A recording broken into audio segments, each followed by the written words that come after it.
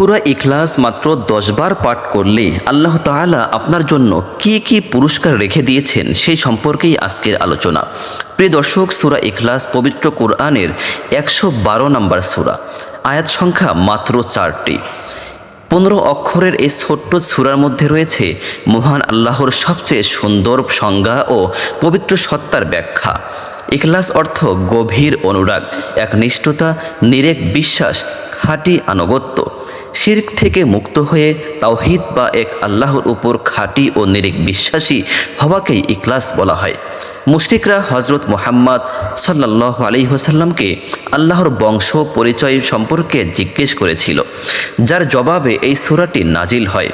সূরা ইখলাসের ফজিলত এত বেশি যে জনৈক সাহাবী মহানবী সাল্লাল্লাহু আলাইহি ওয়াসাল্লামের কাছে এসে বললেন, হে আল্লাহর রাসূল, আমি সূরা ইখলাসকে ভালোবাসি।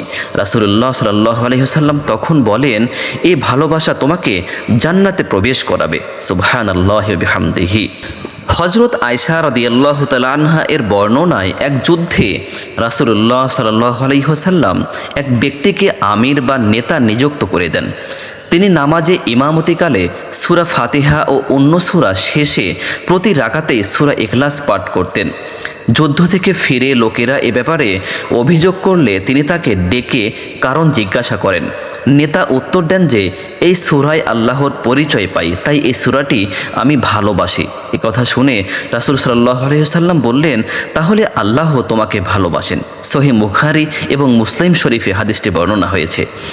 কোরআন থেকে আমরা মূলত 3টি মৌলিক জিনিস শিখি: তাওহীদ, আখিরাত ও রিসালাত, অর্থাৎ আল্লাহর প্রতি বিশ্বাস, আখিরাতের প্রতি বিশ্বাস, আল্লাহর প্রেরিত ওহির প্রতি বিশ্বাস। এভাবে চিন্তা করলে বোঝা যায় যে এর 1/3 অংশই হচ্ছে আল্লাহর প্রতি বিশ্বাস, আর মহান ও পবিত্র সত্তাকে চমৎকারভাবে ব্যাখ্যা করা হয়েছে সূরা ইখলাসে। হযরত আবু দারদা রাদিয়াল্লাহু তাআলা আনহু থেকে বর্ণিত হাদিসে মহানবী সাল্লাল্লাহু আলাইহি ওয়াসাল্লাম বলেছেন, আল্লাহ কোরআনকে 3 ভাগে ভাগ করেছেন, আর এই সূরাটি অর্থাৎ সূরা ইখলাসটি একটি ভাগে পরিণত করেছেন। আবু সাঈদ খুদরি রাদিয়াল্লাহু তাআলা আনহু থেকে বর্ণিত, জনৈক ব্যক্তি অন্য ব্যক্তিকে রাতে বারবার সূরা ইখলাস পড়তে শুনেছেন। অতঃপর সকালে মহানবী সাল্লাল্লাহু আলাইহি ওয়াসাল্লামকে বিষয়টি অবহিত করা হলো। মহানবী সাল্লাল্লাহু আলাইহি ওয়াসাল্লাম তখন বলেন, ওই সত্তার শপথ যার কুদরতের হাতে আমার জীবন, অবশ্যই এই সূরা কোরআন মজিদের 1/3 অংশের সমান।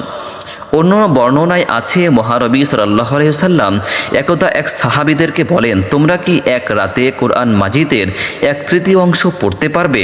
সাহাবীরা এ প্রস্তাবকে খুবই কঠিন মনে করলেন। ফলে তারা বললেন, আমাদের মধ্যে এ কাজ কি করতে পারবে?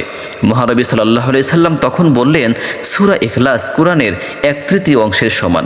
সহিহ বুখারী শরীফের হাদিস। রাসূলুল্লাহ সাল্লাল্লাহু আলাইহি ওয়াসাল্লাম আরও ইরশাদ করেন, যে ব্যক্তি 3টি কাজ ঈমানের সঙ্গে করতে পারবে, জান্নাতের যে কোনো দরজা দিয়ে সে প্রবেশ করতে পারবে। নম্বর 1, যে হত্যাকারীকে ক্ষমা করে দেবে। নম্বর 2, যে ব্যক্তি গোপন ঋণ পরিশোধ করবে। নম্বর 3, এবং যে প্রত্যেক ফরজ নামাজের পর 10 বার সূরা ইখলাস পাঠ করবে। অন্য বর্ণনায় এসেছে, যে ব্যক্তি কুল হুয়াল্লাহু আহাদ অর্থাৎ সূরা ইখলাস শেষ পর্যন্ত 10 বার পাঠ করবে, আল্লাহ সেই ব্যক্তির জন্য জান্নাতে একটি ঘর নির্মাণ করবেন। এই কথা শুনে ওমর বিন খাত্তাব রাদিয়াল্লাহু তাআলা আনহু বললেন, তাহলে আমরা বেশি বেশি করে পড়ব হে আল্লাহর রাসূল। রাসূল সাল্লাল্লাহু আলাইহি সাল্লাম বললেন, আল্লাহ বেশি দানশীল ও বেশি পবিত্র। মুসনাদে আহমদ হাদিস নাম্বার 15610। মহান আল্লাহ তাআলা মুসলিম উম্মাহকে প্রত্যেক ফরজ নামাজের পর 10 বার সূরা ইখলাস পড়ার তৌফিক দিন। সেই সঙ্গে সূরার তাৎপর্য বোঝার ও সেই অনুযায়ী আমল করার তৌফিক দান করুন। আমিন।